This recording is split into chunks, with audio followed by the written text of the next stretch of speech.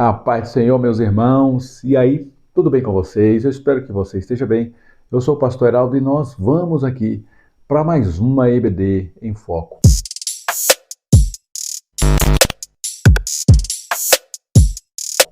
Pois bem, meus queridos irmãos, lição de número 6. Vamos falar hoje sobre os milagres de Jesus. Eu achei interessante o autor da revista.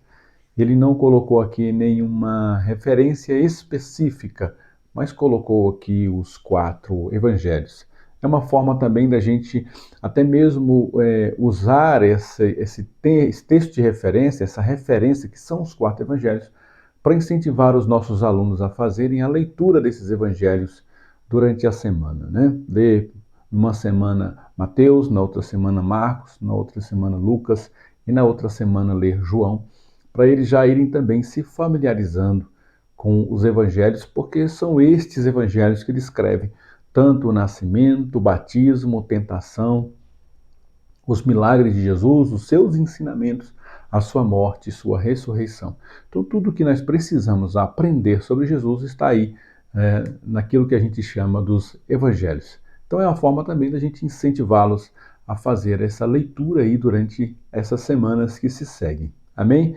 E aí nós vamos aqui para a nossa introdução. Milagres são acontecimentos extraordinários, cujo principal objetivo é glorificar o nome de Deus soberano sobre todas as esferas da criação.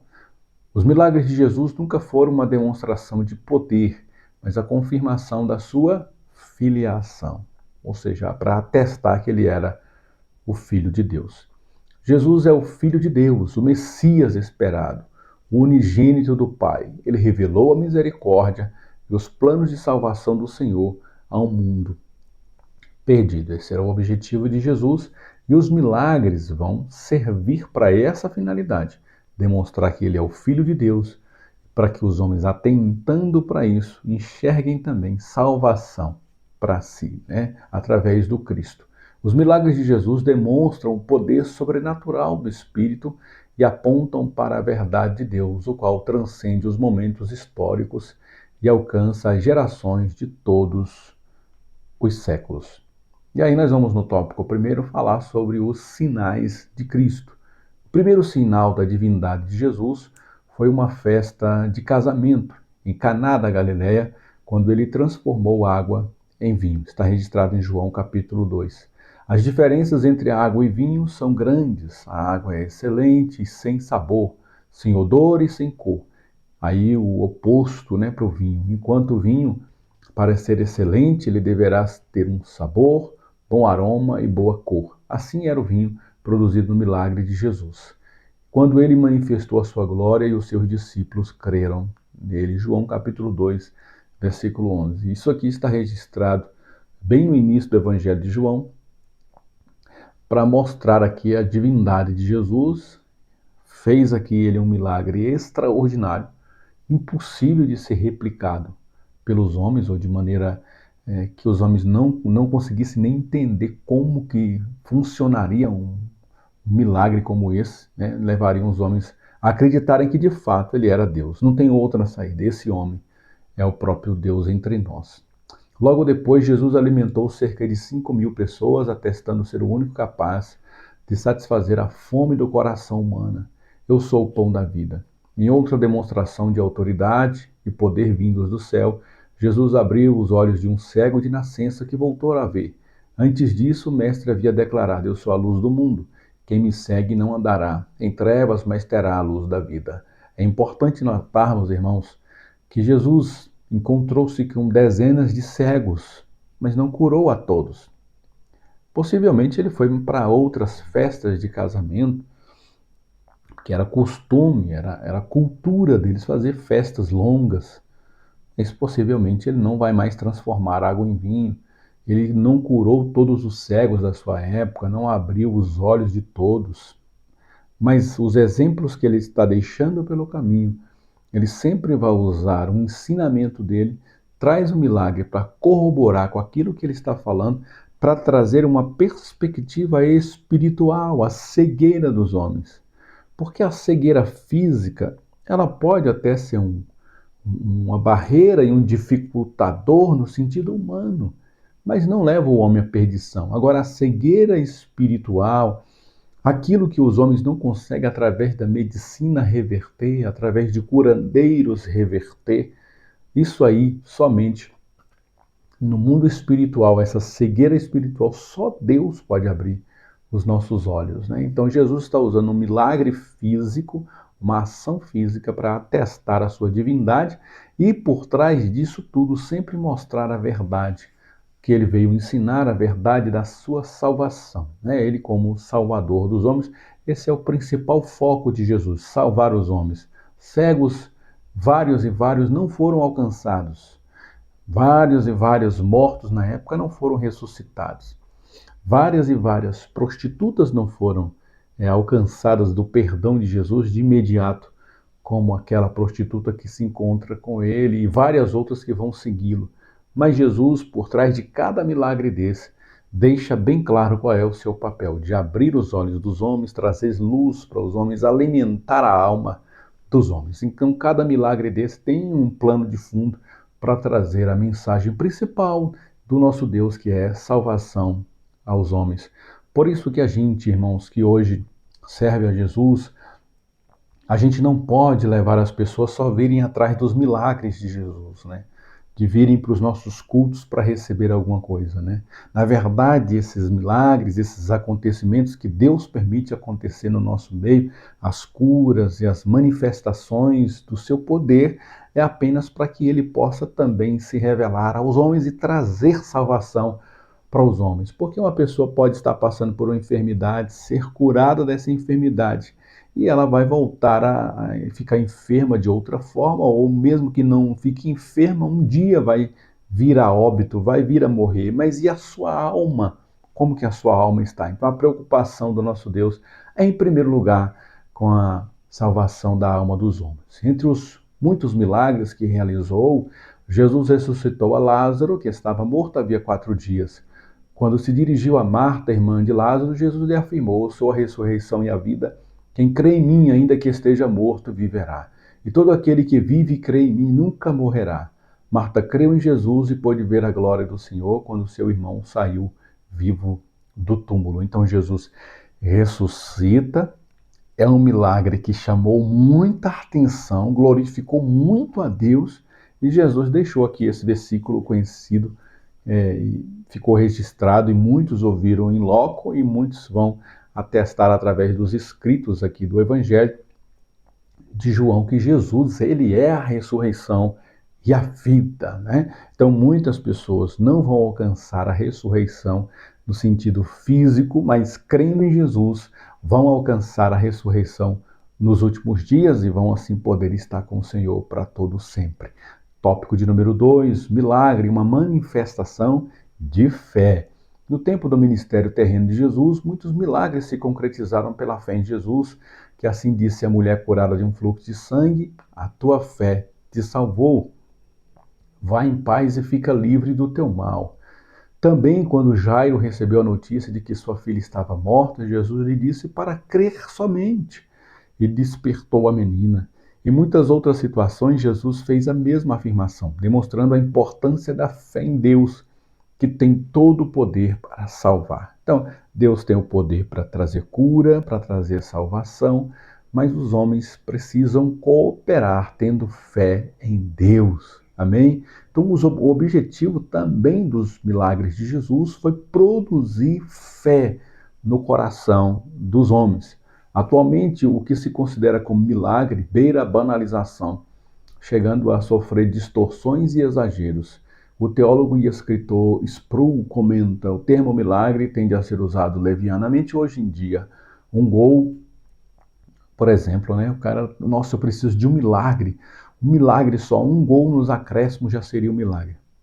Um milagre, um gol de um time. Mas é isso que os homens estão banalizando a palavra milagre, né?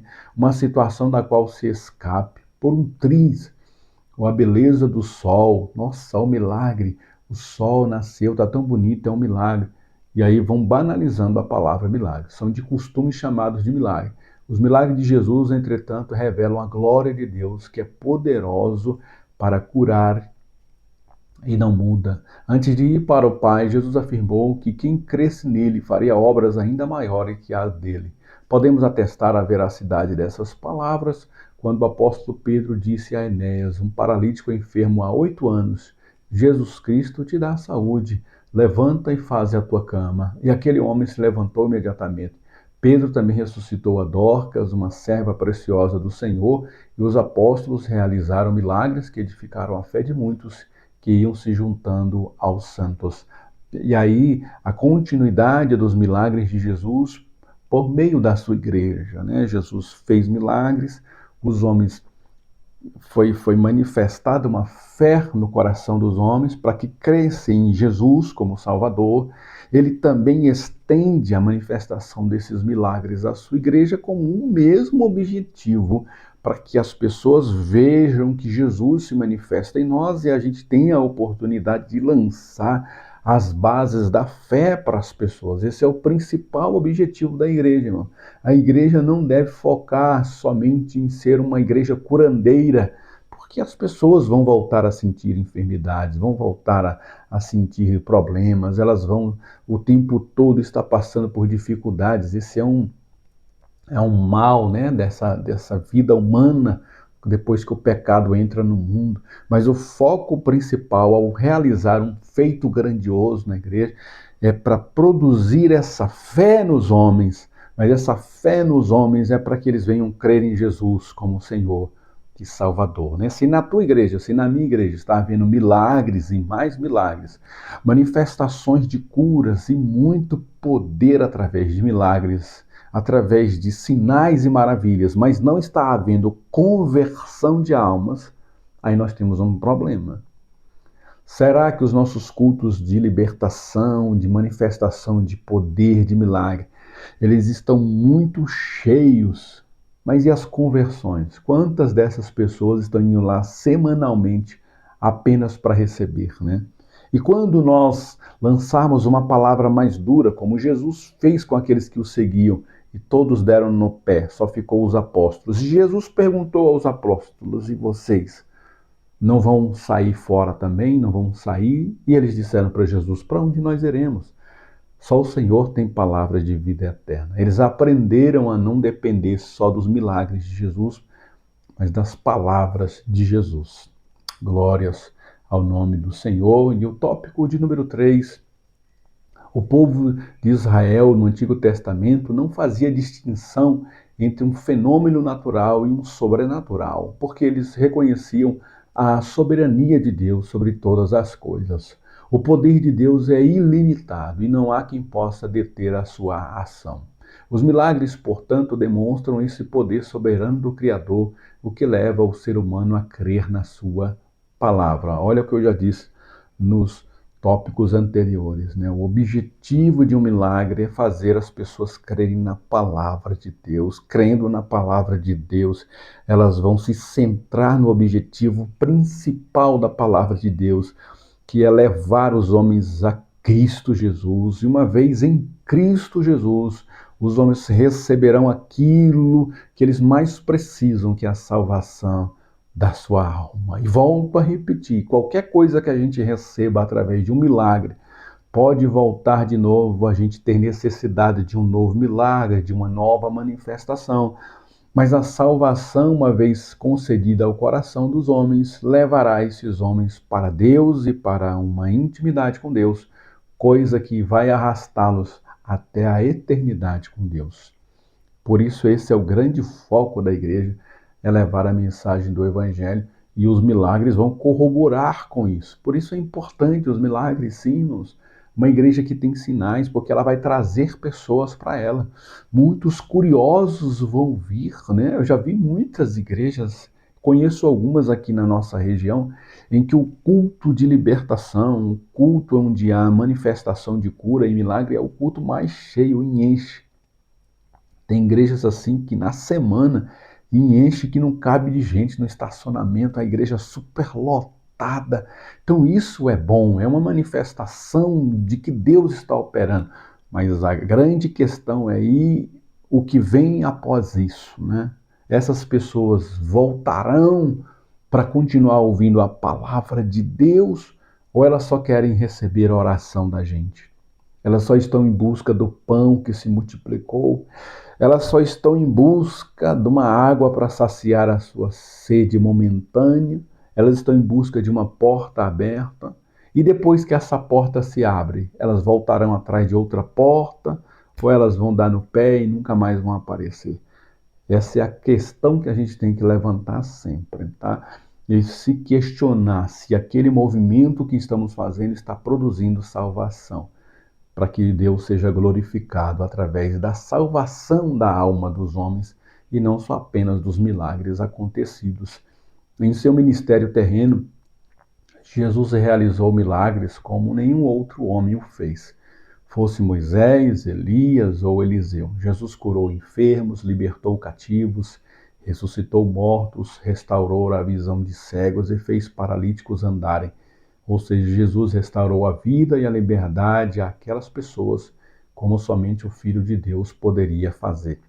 Todos aqueles sinais apontavam para a natureza divina de Jesus, quando ele ainda estava em sua natureza humana. Sendo assim, você pode observar que os milagres de Jesus tinham o propósito de revelar a glória de Deus. Como disse Nicodemos, Rabi, bem sabemos que és mestre vindo de Deus, porque ninguém pode fazer estes sinais que tu fazes, se Deus não for com ele. João capítulo 3, versículo 2. Ou seja, irmãos, a gente vai perceber que o que Nicodemos está apontando aqui é a divindade de Jesus. Não tem condição de o que tu está fazendo ser uma coisa humana, somente humana. Tem alguma coisa de extraordinária por trás disso tudo. Então só podemos concluir que o Senhor é Deus. Porque essa era a grande luta entre Jesus, ou digamos assim, se a gente pode falar sobre dessa forma, né? Essa grande controvérsia, né, entre o que Jesus estava dizendo, que ele era Deus, ele era Salvador dos homens, e aquilo que os rabinos, que os fariseus estavam contestando. Não tem como esse homem ser filho de Deus. Então Nicodemos está dizendo agora que, e por isso que Nicodemos vai ter com Jesus à noite, porque isso era um problema para ele também, fazer essa afirmação. Quando ele faz essa afirmação e concorda com Jesus, ele está arrumando briga para ele também. Por isso que ele vai à noite ter com Jesus, e ele vai justamente dizer, Jesus, olha, vamos ser sinceros, eu estou com dificuldade ainda de crer nesse negócio todo, é muita informação para minha cabeça. Mas uma coisa é certa, ninguém pode fazer o que tu está fazendo se não tiver a mão de Deus por trás disso. Ou seja, ele estava atestando a divindade também aqui de Jesus, porque um homem natural não pode realizar aqueles feitos ali que Jesus estava realizando. Conclusão da palavra diz: a bondade e o amor de Deus se revelam em Jesus Cristo, que realizou sinais, milagres e maravilhas para glorificar o nome de Deus e despertar a fé dos homens. Muitos creram, por isso foram salvos e curados. A decisão de fé daquelas pessoas se tornou participantes do reino de Deus. E aí eu quero frisar aqui, para glorificar o nome de Deus e despertar a fé dos homens. Amém, irmãos? Esse é o propósito, né, da gente orar pelos enfermos. Imagina você tem uma pessoa enferma na sua igreja e a gente ora por ela. Deus cura ela instantaneamente de um câncer, de um problema assim que os médicos desenganaram. Essa notícia, irmão, com certeza vai se espalhar. Naturalmente, as pessoas vão contar sobre isso. Isso vai atrair mais pessoas aí para a sua igreja. Que maravilha, né? E o próximo culto vai encher mais do que estava o anterior. Muitas pessoas virão curiosas. O que é que está acontecendo nessa igreja? Uma irmã, uma pessoa, um homem foi curada de câncer terminal nessa igreja. Então as pessoas virão. Mas o objetivo principal disso tudo é ativar o modo turbo da fé das pessoas para que elas possam crer em Jesus e serem salvas dos seus pecados. Porque aquela pessoa que foi salva do câncer, ela pode daqui a pouco ser atropelada ou baleada ou, enfim, morrer de uma morte repentina e morrer naturalmente também de velhice. A morte vai chegar a todos nós, é uma consequência dessa nossa vida.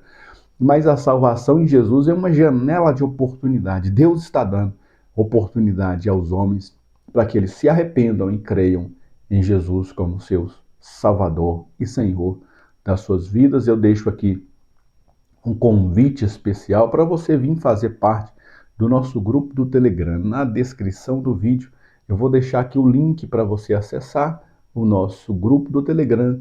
Lá a gente vai deixar lá para você a revista em PDF. A gente vai deixar lá também essa lição de número 5. Eu fiz ela aqui em formato Word, essa lição 6, perdão, em formato Word para você aí fazer a entrega para os alunos acompanharem, fazer a leitura com você. E também nós deixamos aqui esses slides para que, caso você queira usá-los e aperfeiçoá-los, está à vontade aqui.